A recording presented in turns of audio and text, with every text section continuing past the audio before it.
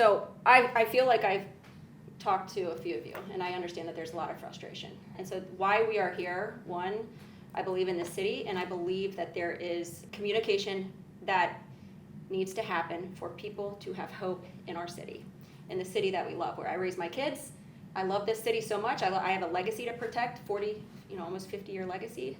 I'm not, we're passing this business down. I'm not selling my company, and it's important. Right now, people feel, if you're like me, frustrated and like there's no hope. So that's where this is starting from and why I wanted to do this. And I never thought that I would be giving a BRM coffee time with reporters in my steakhouse about crime. But here we are. And I remember back from 2020 that it was a time to step up and to give hope and have a voice. And I was grateful to Dwayne for having a task force and to having a seat at the table and being able to say that we're safely reopening Ohio's. We were the first to do that, Ohio restaurants. This feels very similar, that something needs to be said outside of politics. This is coming from a business owner who's aligned with business leaders in this town. So there are a few points that I want to talk about today. One, I want to be really clear. Jeff Ruby Steakhouse, this restaurant that we're at right now, is not closing, and it's not closing anytime soon. I will talk about my situation that happened, my legal situation that happened at Jeff Ruby's Lempicka and my home office, my corporate office of 60 employees on 700 Walnut. I am not going to go into all of those details, but I will share enough. I think it's important for city leaders, for building owners, to understand that it is not just up to city management, to city leaders. It is also up to building owners and landlords that have commercial tenants, whether you have an apartment. We've got to protect those buildings.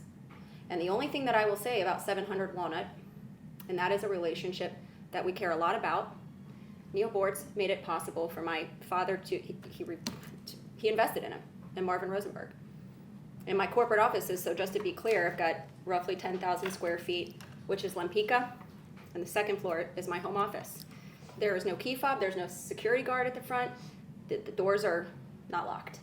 And that was a request. That seems to me like a basic right, if I am a tenant, a good tenant, to ask for our landlord to please lock the door to the building right now. With that being said, this restaurant that I am in has the complete opposite.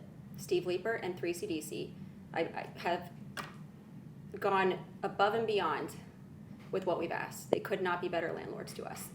And so yesterday I addressed our staff of 50 right before pre-show, if we call it pre-show, and said, do you feel safe? And I'm not gonna lie to you. And the majority said they feel safe in this building. I do too. Parking is an issue. I made one phone call to Steve Leeper, and he had us worked out with a tremendous deal. There's a great parking option, and I can tell you the relief. I mean, that is an example of of leadership. And so he's helping the economy here. He's helping my team. He gives us an opportunity to be able to do what they should do without even thinking about security. I gave notice over a month ago that we were leaving Lempicka and the office if things were not fixed. I did not hear back. I finally was able to get a hold of our landlord and asked can we get these things? And the answer was no. That was before the shootings. Okay, this was not a reaction to the shooting that happened a week ago. That shooting took place 3 hours after I let my team know that we were moving out. The irony, for them to walk through a crime scene on their way out to be evacuated from a building. Then a week later, here we are. You have another situation. And at this point, with the frustration in leadership, I understand. Our community right now is wondering, what's going on and what's the hope. And so my position is this. I shared this in my statement, but I have been since, June, bi-weekly meeting with the mayor. Again, I'm going to make it really clear I would not be meeting with him and wasting my time or doing that if I thought I was wasting my time. And the second that I think I am wasting my time, I will stop and I will recalibrate and come up with something else. So, been meeting with him, and we do not always see eye to eye. He will tell you that. But at least he listens, And I got to be part of the solution. And I will tell you this is not just me, this is many business leaders in Cincinnati who have stepped up, who are doing heavy lifting behind the scenes to become and are part of the solution and the strategic plan that is being written to fix what's happening. I have hope. And I know, well, I'm going to get people who laugh at me, and that's fine. And the other piece of it, I'll say, my dad, Jeff Ruby, part of what I'm hearing is Britney just hides behind the scenes. Some of it's good. But the stuff is, why isn't he coming out and making full page? This is just not, there's a different time, and I understand my dad has and fully supports me and supports what I'm doing. That's the Ruby DNA, which is why I'm here today doing it in a different way. It's clear that something needs to be said, and we need to give some hope. So what's that mean on the strategy? When I say I'm confident that there's a strategy and there's a plan, there's some things that just flat out can't be talked about. Okay, it's crime. And I had a meeting with the mayor 30 minutes ago. I talked to the sheriff 5 minutes before this press coffee with Britney. For the first time that I know about, they are aligned on an initiative. CPD, the state, and Hamilton County. And Sheriff McGuffey is the greatest leader that I personally have ever seen in action. And that's multiple meetings, sitting down with her, listening to her plan, her process, the way that she can articulate a plan, the way that she has postured herself, and her team supporting her. I think that that's admirable. Seems to me like the culture's pretty good there. Her plan, and again, they're aligned. I mean, CPD today, a couple of them were at this meeting, and they're excited to do it. So that's the piece that you can't come out and say, I just would trust. And I know that that's hard to hear, but sometimes it takes business leaders talking about things like that and not politicians to create some hope. On the business side of the strategy, I love strategy. I also will say that there is a good amount of business leaders who have stepped up and are creating a plan behind the scenes, who are working with the mayor right now on what the long-term strategy is. That's encouraging. And the people who are at that table, I trust. Why did this meeting give you hope? Which meeting? You said in the last hour you've had meetings. No, in the past 2 months I've been having meetings bi-weekly. I've been having meetings with many, not just the mayor, with the sheriff. I've talked to personally. Okay, let me stop you. For us, yesterday your statement, I sense frustration. Today you're telling us there's hope. So what happened in the last 12 hours? Well, I'm frustrated that there's a shooting. I'm frustrated that this keeps happening. And so what I was saying is I'm going to take 24 hours to process, unfortunately, what just happened. And I even said it on Instagram. I'm going to thank God that nobody was hurt and that we were protected. And I want to recircle and recalibrate to see if the strategy is going to work. So you believe that there's a strategic, you talked about a strategic plan, have the business leaders and yourself been asked to come up with a strategic plan? I think that they've taken initiative. And I think that there is collaboration with the mayor on that. Also with the chamber, and I believe with other business leaders. I believe that there is a plan being written. And it's not that I think the mayor's going to just say, okay, I'm going to take this plan and here it is. But what I think is cool about Cincinnati is that they're coming together and they're doing a lot of heavy lifting, putting a plan on paper, and I'm encouraged by that. So is that the thing that's giving you encouragement, or is it separately what you've heard from the sheriff and CPD today? That gives me some encouragement. Then you have low-hanging fruit.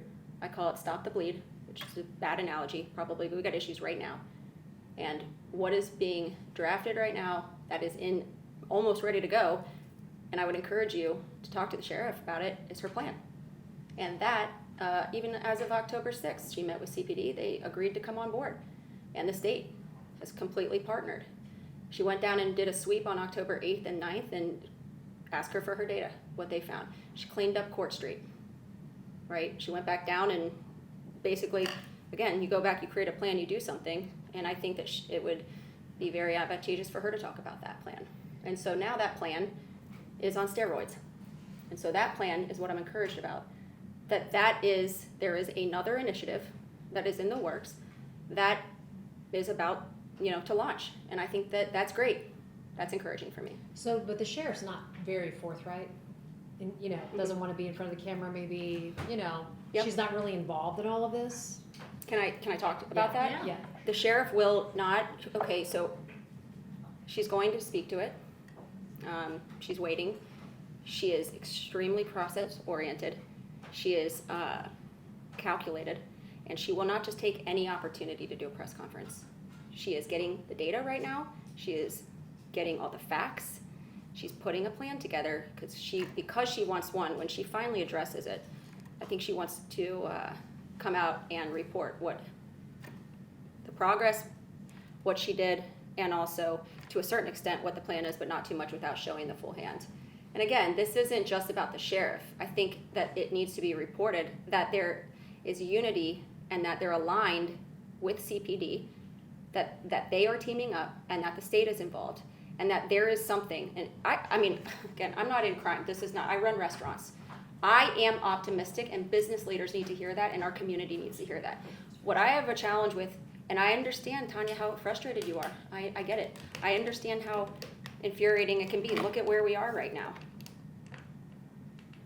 But I also can't hop on a bandwagon and just say this sucks when I have a business downtown Cincinnati, and I have to believe that if I can actually use my voice and my platform, one, to tell people in Cincinnati, Jeff Ruby Steakhouse is not going anywhere. It's here. And I had a situation that I had already announced before these shootings, so there's that. But also, I'm not going to sit around and just complain that things are really, really bad. I'm going to do whatever I can. And when I feel like I'm wasting my time, I will stop doing that and I will recalibrate. So you have a message then to people who you want people to come back downtown, or to come downtown, right? Not that anyone's abandoned downtown. You want people to come downtown. You want people to come to your restaurant and feel confident. Do you? So I gave a meeting. I had a pre-show yesterday, and we had 50 cancellations. For a restaurant, that's a lot. And but what I will say is I had 300 guests here. What was last night, a Tuesday night? 300 guests that chose to still come downtown and support us and eat in our restaurants, who feel safe in my restaurant. And they pull up and they valet. I will also say that we have a detail cop that we are paying for. And you know what? Other restaurant operators they can't do that. Most restaurants operate off of 2 weeks of payroll cash on hand.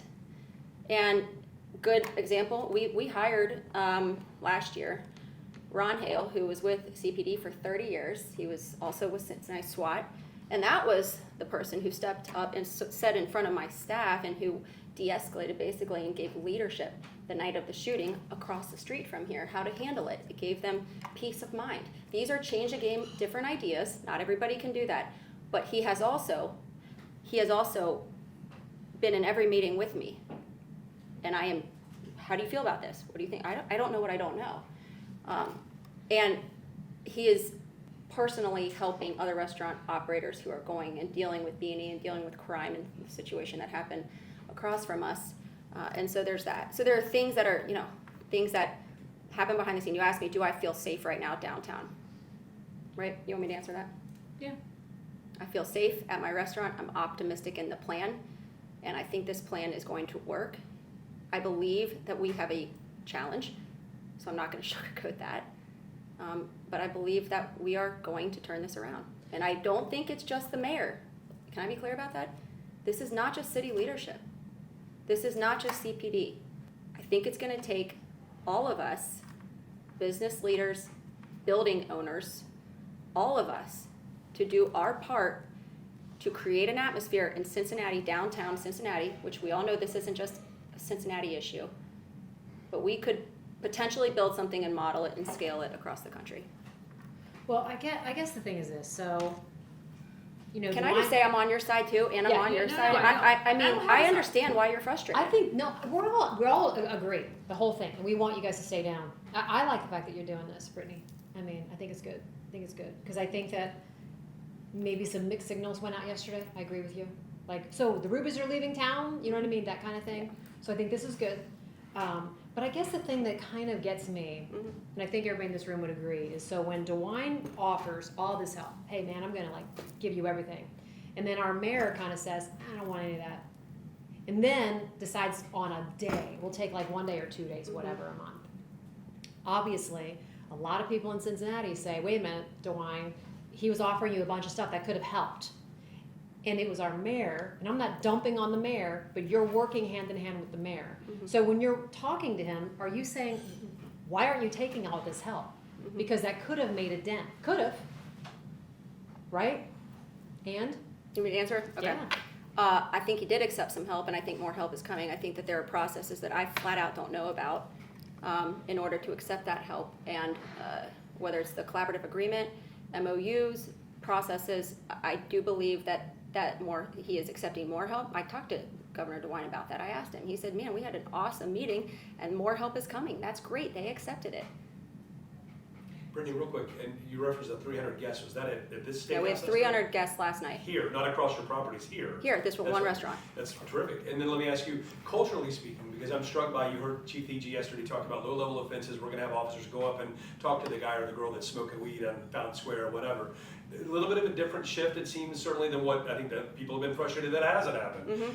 You as a restaurateur and somebody that wants to be welcoming and inviting, and you don't, there's a balance between maybe extreme policing perhaps, which many people think needs to happen, versus welcoming and hospitable and everybody gets along, kumbaya. But where do you stand on that with regard to more of maybe a more forceful approach to saying, look, it's the broken windows thing, I guess. Like if somebody does something, one little thing wrong, you should really look at that. But maybe that's not happening yet, and maybe that will start happening soon. What do you think of that? Well, I think there's a Tension balance. between- It doesn't have to be the Rudy Giuliani plan, but instead of what she said, because I went back and listened specifically, is we are going to approach you.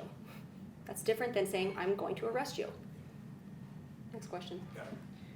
Do you want her to arrest him? Because I heard that too. She didn't say we're going to arrest you. She said we're going to talk to you. Does that feel comfortable for you? No, it doesn't. And I don't think that feels comfortable for the mayor or for many people in leadership right now. And I think that's a big part of the problem. But one of the things also is, everybody keeps saying it's the judges. It's the judges' problem. They keep letting them out. Yeah. So, but are the cops arresting them? Where you have to keep kind of going back. Like, what's the problem here? I have to be really careful about what I say, but obviously that is an issue. I would say there's probably two sides to every story, and I think that when you arrest somebody, I could give you a very specific example. We had to also do paperwork, right? We have to show up, right? And we have to advocate and explain different scenarios when you arrest those people. And I also think, we need judges also to understand that. And I think that that's all I hear about all the time, are the judges. Again, complaining.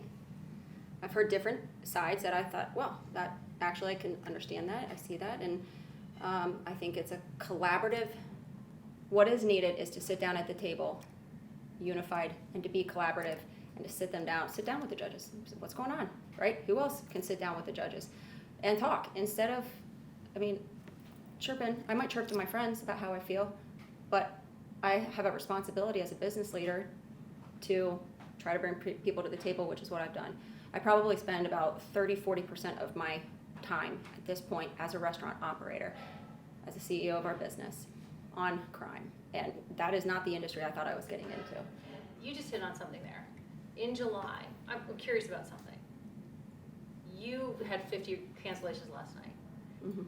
Since July, this has been an issue in downtown Cincinnati, right? We all know that. Yeah. What's it been like for other business owners? How teetering on the edge are they right now in downtown Cincinnati? I would ask the business owners in OTR that question, but my heart goes out to the business owners that I've heard stories from, and it's very unfortunate, and I'm sorry that that's happened. Has there been a downturn in business since July? I can only speak to my restaurant. Brittany, you praised the sheriff's office culture. Do you value the culture at CPD? Well, first and foremost, I think there are different perspectives yesterday on how the press conference went. For me personally, if I had a message to my team, I probably wouldn't do it to the media or through the media. I am very grateful for CPD doing what they do, and we need them, and we need more. Is there a culture issue? I believe so. That doesn't mean that I have the answer to that. There are nuances that I'm not aware of, and there are things happening, again, that I don't know the answer to that. But what can I do? I don't know which way that's going. I have no idea. But I'm thankful for the officers for doing it. I'm grateful that there's gonna be an initiative, finally, that's happening. And the other piece I'll say, and I wanna stop because I wanted to be open to people who I know who are frustrated, who want answers. Again, I go back to, I have hope. It can't stay this way. I'm frustrated. Everybody's frustrated. Let me just finish, okay? This is a city that deserves it. It's a city that has leadership that can make this right, and I believe that is happening, okay? And there are things that cannot be said that are happening behind the scenes with the heavy lifting that is taking place, and all I can do is speak for myself to say that I am confident in that plan. Maybe that comes back to bite me. Okay, well, I'm not pulling out of downtown. I have a restaurant here, and I have a responsibility. And so if people are frustrated that I'm coming out saying I have hope, I'm sorry. But I will continue to do what I'm doing to give hope, because otherwise I'm just as bad walking away saying like, this sucks, shut my business. I'm not gonna do that. All right, I have one question. You have restaurants in every major metro, from Columbus down to Nashville. Mhm. You having problems in any other city like this? We've had problems in every city. Everyone. Every city. This too shall pass. I have had problems in Louisville. Yes, absolutely. We've had problems in Columbus. We have problems in Nashville. Different day, different story. But there are problems everywhere. This is not just a Cincinnati issue. I have a question. Yeah, Go ahead. Christian, no, Okay. please. So you mentioned that, actually I have two questions. First, you mentioned that you had 50 cancellations last night. Is there any way that you're able to figure out if those cancellations were specifically based on the No, yeah, shooting they were. reception? Do they tell you? Is that, Yep. Okay. Yeah, we had a big And- business cancel yesterday. Their clients didn't feel safe, and and then the rest of them were, deuces here and there that just said, hey, we're trying. So I get that. Can I just say, I understand people are gonna make a decision, personal decision. I understand, thank you. There are also people who do feel safe. So I wanna recognize that. Because those people who are coming down, whether they live downtown and they wanna go eat, right now it's the same as COVID, to be honest with you. When we shut restaurants down, it was like carry out, take out, gift cards, cash is king. I would encourage you, if you feel safe, to go to those restaurants. Because that's what's carrying those restaurants right now. And you mentioned you could only speak to your restaurant, specifically downtown and Mhm. business-wise. Have you seen a decline? This restaurant has been stable. This restaurant has been stable? Yep. Okay. No, we have not had a decline. And again, it's like I knock on wood, I thank God every day that there are people still supporting. Now, with that being said, there was a shooting across the street Right. 2 days ago. I saw a quick, we had 300 people come in, was 50 still canceled. And so that trend's not great.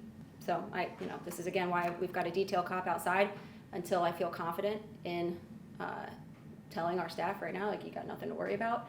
I don't think that I do feel safe. I will say that again. When I'm sitting in my restaurant, when I'm here, I feel safe.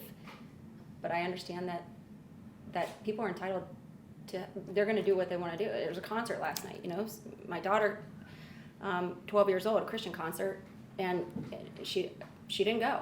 And I understand, she was bummed about it, but she hears the phone calls that I'm having during the day. And, but I said to her, listen, write some letters, explain why you're sad, and I'll personally hand those off. And she did. Brittany, was anybody in the building when that shooting happened across the street? Did anybody hear it or anything like that? Yes. Can you tell us anything about that? Details about like what happened? We heard anybody run out. What was it Our like? manager acted quickly. She called Ron Hale right away. He was able to walk her through what to do, and that was it. It happened very fast. And so, but that's what took place.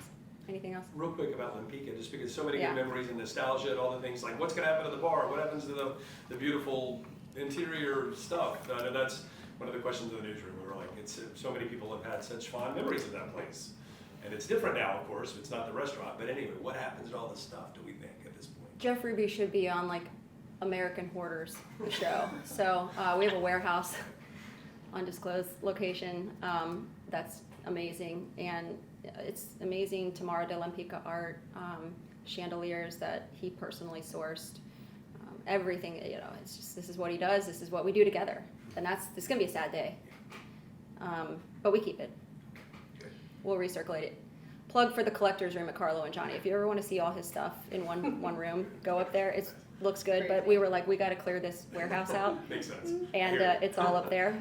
But it works. It's pretty good. There are two separate things here. You're talking about a strategy the Yep. business community is coming up with, and an initiative that the sheriff has come up with. Yep. When does the initiative start? Do you want me to tell every, people on the street? It's soon. Okay, that's what I'm looking for. I would encourage you to, I think that the sheriff's ready to speak personally, so I would ask her about this. And again, it doesn't mean that CPD is not involved. We are part of the solution, creating unity, and this is where everybody has to work together. I think it takes 3 to 5% to shift a culture, good or bad. So where we are right now, it's not about egos, it's not about politics, that's exciting. That should be broadcast, that we have, for the first time really, complete unity on crime, and they are taking action and doing a plan. That's exciting for me. I will tell you this, I mean, I commend you though, honestly, I think Yeah. everybody does. You're Yeah. positive about this because there's a lot of, we, all day long, negative news, all For day sure. long. So to find somebody that's, hey, we can do something about this. How many times would you say that you have met with other business leaders, restaurateurs, the mayor, just throw out a number to try to Give move us- in the positive direction? Since the summer, Since whenever? I don't- Let's just say since summer. 200 meetings, if I had to guess. You're saying 30% of your time is spent on this. Yeah, so I'll do the math, how many total meetings. Somebody can go through my calendar. It's a lot. I have a lot of conversations. You're probably aware of some of my conversations. I've spent hours understanding the law, understanding the collaborative agreement, understanding what's going on. I had a personal call with Susan DeLotte, who I respect a lot, signed the collaborative agreement. I think that would be a great story for somebody to go talk to her. What is this? My kid wrote a paper about it in school, a thesis about what that is. So it's just been a lot of time. And I thought about it, man, I don't know that I have this much time. But if I don't invest this much time, and I feel like I can help be part of the solution, again, to not cause division, to say, what does it take for us all to get together? And I know some people aren't gonna wanna hear this. Mayor Aftab, from day one, when I put out a statement on behalf of the restaurant operators, as angry as he was, and I said this to, because I'm also speaking with Senator Moreno, as angry as he was, he said, can you please come down and let's talk? And I honestly responded and I said, well, where's the agenda of the meeting? I don't think you're taking it serious. And we've gotten over that. And I am he called me yesterday and we talked before the press conference. I talked to the chief before the press conference. These are behind the scenes conversations. I get why people are frustrated, but we also have to do our part to be part of a unified, community, and the people to whom much is given, much is required. And that's why I'm sitting here. The strategic plan, when do you suspect that's ready? I don't have timing on any of it. I just know it's in the works. I'm not leading it, but I've been asked to participate. And so regarding any sort of business strategy, I think maybe you should talk to Brandon Cole at the chamber. I think that would be a good start. I also think John Barrett is a great leader to talk to about this. So there's, CRBC, the list goes on. People working on something behind the scenes. For crime, right now, hopefully, and I understand sometimes why the mayor can't say exactly what he wants to say, but maybe ask him about it, and he's doing what he can do, and he's giving a press conference reacting to the situation that happened. I'm hopeful that, and this is what I said in my statement, because to your point, again, very frustrated that happened, but there's got to be a shift in culture, and I lead a company based on culture. Like, I think we know how to I know what I'm doing when it comes to culture with our restaurants and our 1,000 employees. Just did a recent survey, 90% of them are proud to work for Jeff Ruby, of 1,000 employees. I would do the same type of culture training and surveys within those organizations. But I don't run their companies, but I can suggest it. And those are the types of comments and feedback and questions that I usually would be asking. What are we doing to better the culture? Last from you, Brittany, really quickly, because I find it fascinating you cited COVID in your experience, and that's where I first met you, and taking that leadership role, how it kind of forged in fire. If not for that, do you feel like you'd be the mobilizing force in this space that you are being right now? No, because I'm just one person, probably out of hundreds, who have done just as much work. And at the same time, it's hard to stand in front of cameras and talk about it, not as the expert, again, as somebody who's just trying to be part of the solution and do my part. But I did talk to those organizations, said, listen, it's time. I think I've got to address the situation right now, that there's confusion about my event center and my restaurant. And I don't want anybody in Cincinnati thinking Jeff Ruby's Steakhouse at the Foundry is going anywhere. It is actually the epitome of a landlord business owner relationship, and it is the gold standard. It's what should happen for every owner and every landlord. And there are some people who get take $700 out of it. Like, that's a separate situation. I made a business decision based on my own expectation of what safety and security looks like for my team.